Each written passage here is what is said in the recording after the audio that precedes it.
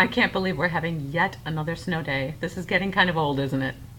The last time that we met in person, which seems a long time ago, you asked me if I would give you both a video version and a written version of what we need to do for the makeup of the snow day.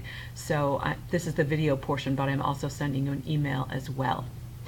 As you know, today we were going to use the document camera to go through your thesis statements in a workshop sort of fashion where you could give each other advice. And obviously that's not going to be possible today. So instead, I've created an icon where you can upload your thesis statement and send it directly to me for feedback. They will not be graded. I'm just going to give you comments. I want you to do that as quickly as possible. These were due today, so you should have them already. And you should be able to just upload them and send them to me. So send them to me today, no later than midnight, but sooner if possible. I'm going to try to turn them around as quickly as I can, hopefully by tomorrow, so that you have the rest of the weekend to work on your outline. And that brings us to next week. We do not have class next week because we're having one-on-one appointments instead. I've provided for you on the course page a link to my calendar where you can make an appointment. The appointments are 15 minutes each. So just select the slot that works best for you, click on it, and it will allow you to insert what you need to make the appointment.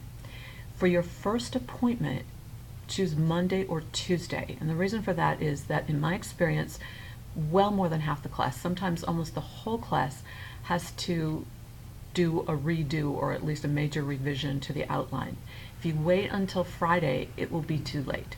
So make your first appointment with me Monday and Tuesday. I'm reserving the Friday appointments for the revisions. That will give you a couple of days in between to do the revisions and then come back to me.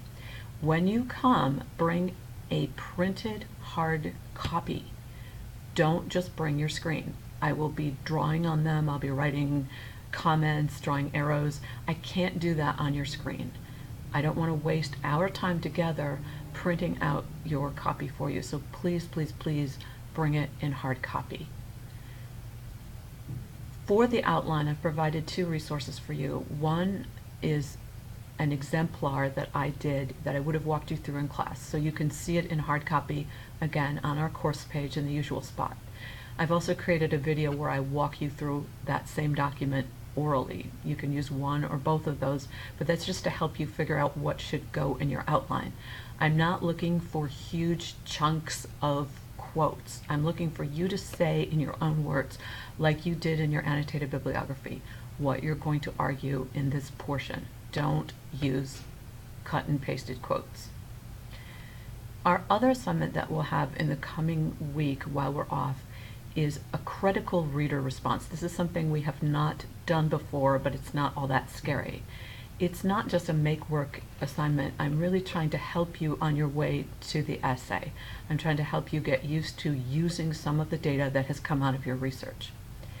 The reading that I selected for us is an excerpt from now retired Pope Benedict XVI's encyclical called Caritas in Veritate. That means charity in truth. Most of the encyclical has to do with taking care of the poor, but there is a portion where he addresses the environment, which is our theme of the moment. So I excerpted that portion for you. You'll read that first, and that's what you're going to be responding to. A critical reader response is a little bit different than a reader response because this time you're going to bring in some of the evidence from your research. So it's not just your opinion or your reaction. You're looking at what this author, Pope Benedict XVI, says in the context of what other people have said. So you're criticizing his argument, saying, yes, it makes sense, no, it doesn't. There is evidence to support it, no, there's not. So I'm going to switch now and let you take a look at what the directions look like. First of all, I've given you some key claims. I basically translated what was in the document and put it in simpler language. So these are some of the things that you could choose to react to. You're not going to react to the whole excerpt. You're just going to pick one of his many claims.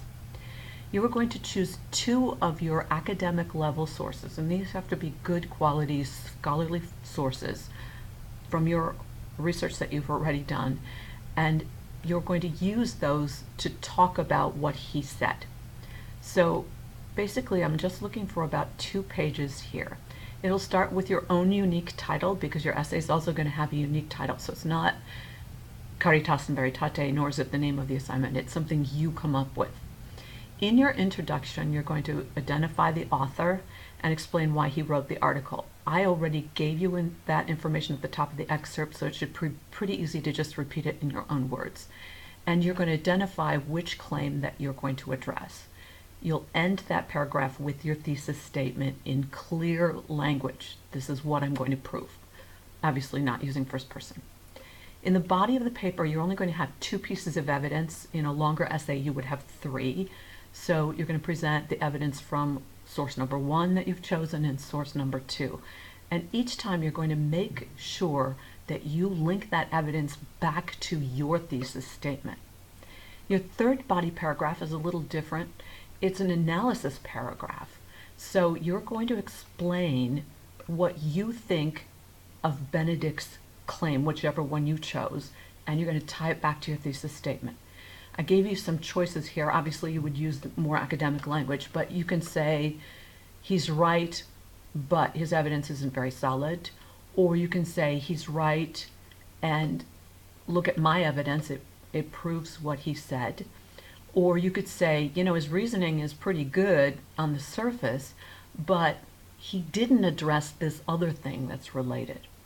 Or you could talk about his bias, or you could conclude that his comments are very valid and that he's looked at both sides of the issue. So you're analyzing, like you did in the reader response, you're analyzing him as an author.